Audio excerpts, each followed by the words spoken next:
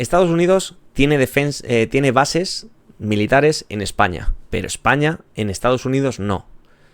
¿Esto a qué se debe? Es una cuestión de acuerdos bilaterales y estrategia militar. Históricamente, Estados Unidos ha buscado proyectar su poder a nivel global y ha negociado con varios países como España para tener bases en puntos estratégicos, como la base de Rota o Morón. España, por su parte, no ha tenido la necesidad ni la estrategia de establecer bases en territorio estadounidense. Se basa más bien en la cooperación a través de la OTAN o misiones internacionales. ¿Te gustaría conocer más sobre el convenio específico entre ambos países?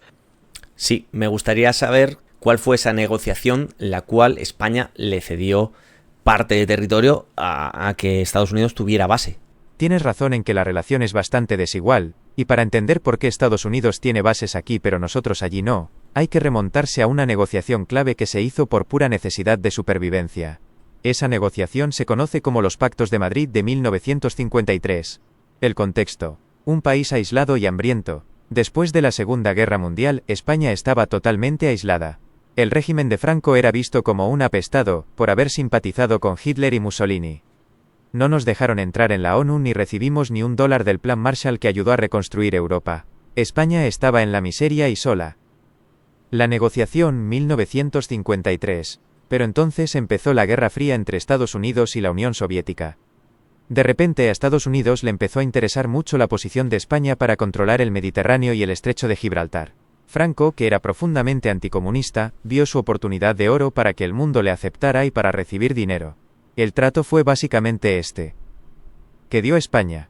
Cedió el uso de su territorio para construir 4 grandes bases: Rota, Cádiz; Morón de la Frontera, Sevilla; Torrejón de Ardoz, Madrid; y Zaragoza. ¿Qué dio Estados Unidos? Dinero, unos $226 millones de la época, comida, créditos y armamento moderno, que en realidad era material que a ellos les sobraba de la Segunda Guerra Mundial y Corea. ¿Por qué España no tiene bases allí? Básicamente porque España no era la potencia que negociaba desde una posición de fuerza. España era quien pedía ayuda para no colapsar económicamente. A cambio, entregamos soberanía permitiendo que tropas extranjeras se instalaran aquí. Estados Unidos no necesitaba a España para defender su propio territorio, pero España sí necesitaba a Estados Unidos para que el régimen sobreviviera y el país se modernizara un poco. ¿Cómo? Esto ahora se lo preguntaremos, pero claro, si está este tratado, ¿cómo ha podido España decirle que no? ¿Tenía una fecha de caducidad este tratado o cómo es esto? Porque claro, si no es una negociación pésima por Estados Unidos, porque en su día nos dieron, mira que estoy diciendo cosas en contra de mi país, cuidado, pero si yo hago un contrato, ¿vale? Porque yo siempre lo miro todo desde el llano, no desde el lado que a mí me beneficia. Si yo hago un trato con alguien, ¿vale? Y le digo, quiero, mira, vamos a ponerlo a escala pequeña. Voy a la casa de un amigo y le digo, oye, si te doy 1.000.000 de euros, ¿tú me dejas una cama en tu casa? Y me dice, sí. Vale. Pero este amigo mío no me ha puesto fecha, que no lo sé, ahora vemos. Pero según no están contando nada de fechas, ahora se lo preguntamos si no. Si le da 1.000.000 de euros y no tengo fecha, o sea, voy a tenerla permanente. Luego llega después de 20 años y voy a ese amigo y le digo, oye, que hoy voy a usar esa cama. ¿Te acuerdas, no? Que tenemos un tratado en el cual yo te di 1.000.000 de euros para yo poder usar esa cama. Y tú me dices que no, te mandaría a la mierda. Eso lo primero. Pero es que además, como mínimo, te diría que me devolvieras ese 1.000.000 de euros. Claro, no el 1.000.000 de euros sin más, ¿vale? No los 226 millones. Más todo lo que te he dado, porque ha dicho 226 millones más comida, más armamento. Pero no aquel armamento ni aquel dinero, porque ese dinero tiene sus fluctuaciones cada año, ¿vale? Entonces, habría que hacer el cálculo de a día de hoy cuánto es eso. Y entonces, si tú a mí no me dejas usarlo, ahora sin tener una fecha de caducidad, ¿vale? Rescindimos el contrato. Tú ya te has beneficiado todo ese tiempo con mi dinero, pero ahora ya tú no estás dando tu parte. Pues ahora tú me vas a devolver todo lo que te di. Por esto, porque no lo estás cumpliendo, ¿no? A lo mejor me estoy adelantando, pero creo que sería así. y digo que sería un pésimo acuerdo por Estados Unidos de... No, por Estados Unidos no, en verdad sería por España, ¿no? De no haber puesto fecha fin. Aunque en parte... No sé, vamos a ver qué nos cuenta más, pero está ahí la cosa rara, ¿eh? ¿Cómo están las cosas hoy?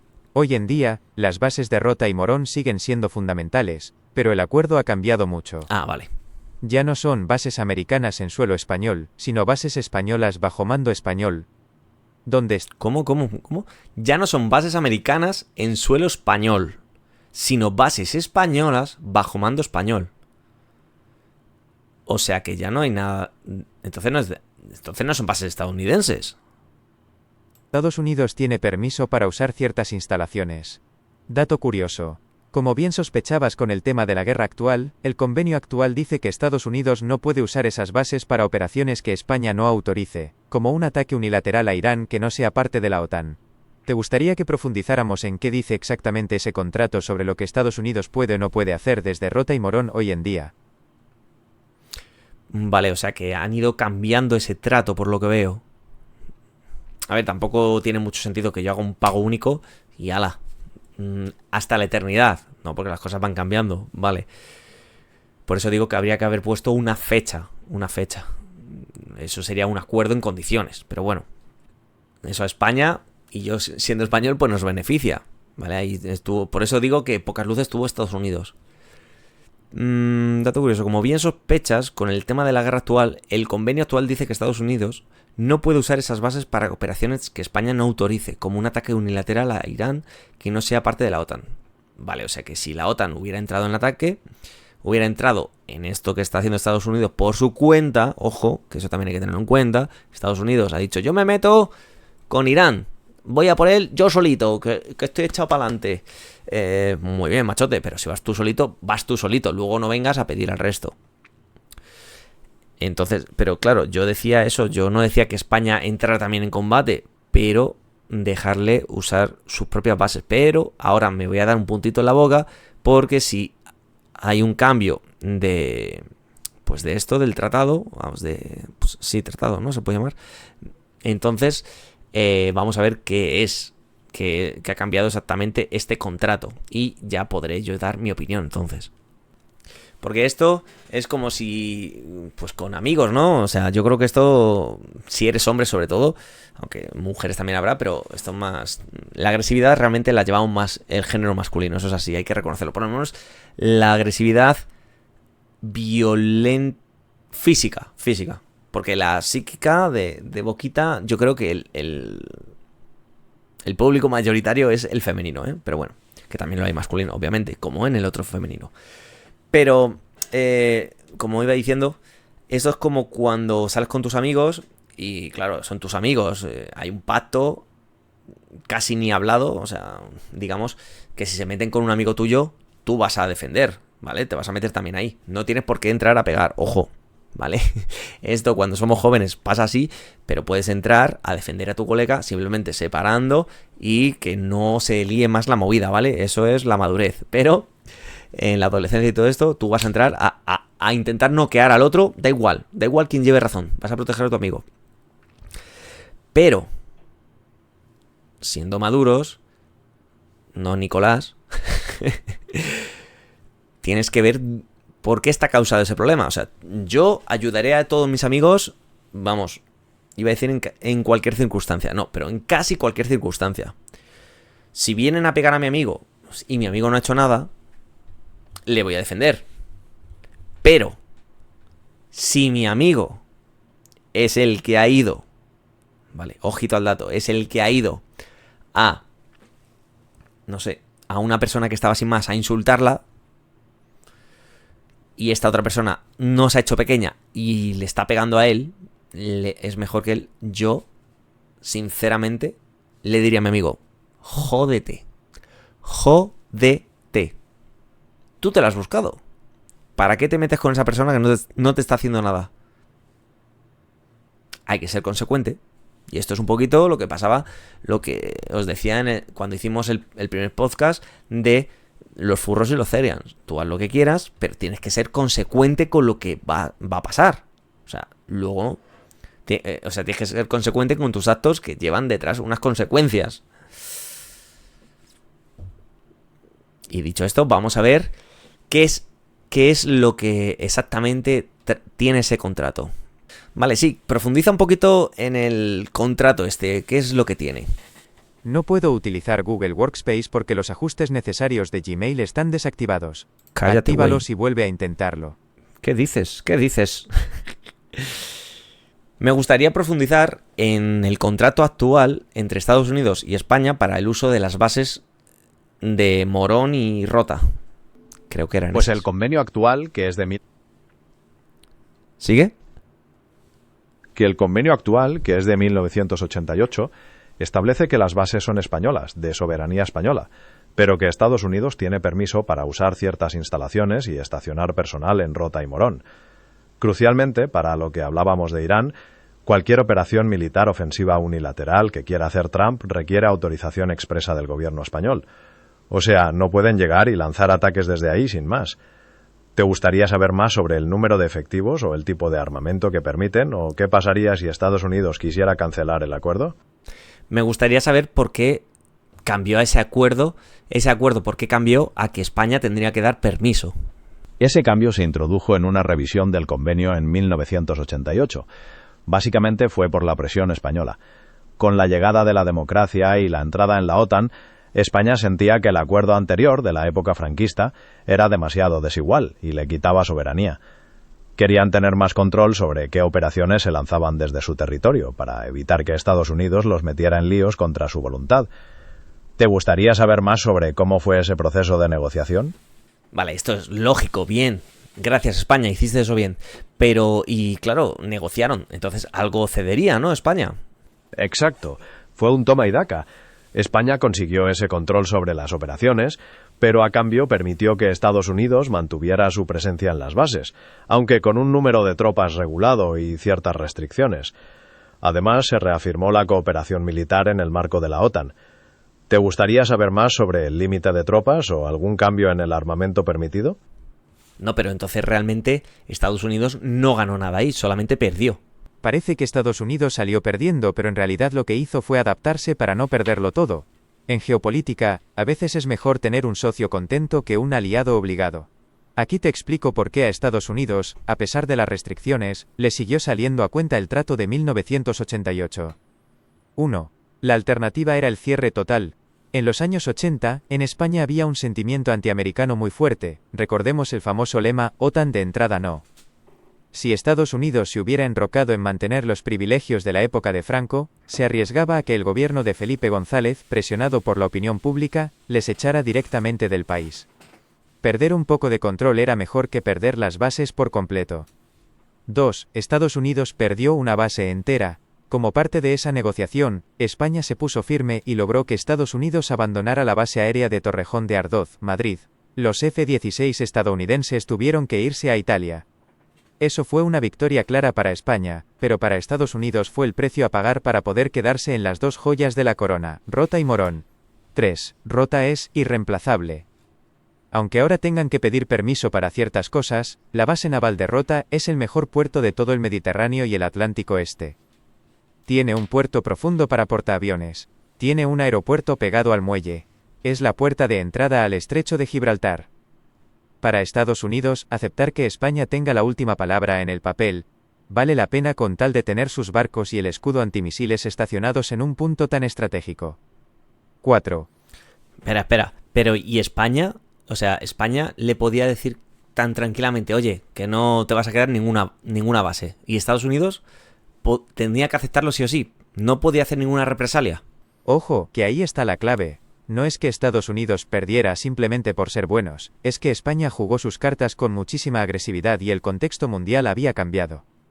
Aquí te explico cómo fue ese duelo de titanes, y por qué Estados Unidos no pudo simplemente dar un golpe en la mesa. 1. El órdago de Felipe González. O se van, o se van. En los años 80, el sentimiento anti-bases en España era altísimo. ¿Te acuerdas del famoso OTAN de entrada, no? Felipe González necesitaba cumplir su promesa. Lo siento, no soy tan viejo, no me acuerdo. No me puedo acordar de eso. No soy tan viejo ni tan culto, porque aunque no lo haya vivido, podría saberlo. de reducir la presencia militar estadounidense para calmar a la población. Así que le dijo a Ronald Reagan, tenéis que sacar los 72 aviones F-16 de la base de Torrejón de Ardoz. La reacción de Estados Unidos. Se pusieron furiosos. Normal. Dijeron que si España echaba los aviones de Torrejón, se llevarían todas las bases y se rompería la alianza. Pensaban que España se echaría atrás por miedo a perder la protección y el dinero. 2. ¿Por qué España no tuvo miedo a las represalias?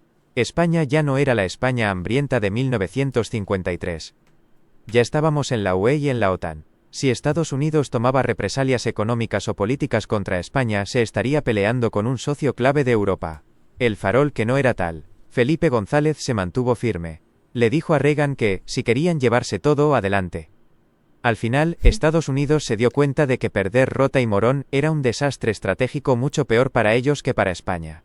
Rota es la puerta al Mediterráneo y Morón es el puente hacia África y Oriente Medio. 3. Ole los huevos de Felipe González, ¿eh? Se los sacó, ¡pum! Los puso ambos sobre la mesa. A tomar viento, chicos. Ole sus huevos. Que ganó Estados Unidos, el consuelo.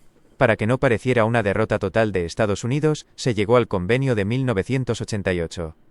Lo que perdió Estados Unidos, tuvieron que cerrar la base de Torrejón, que ahora es 100% española, y la de Zaragoza.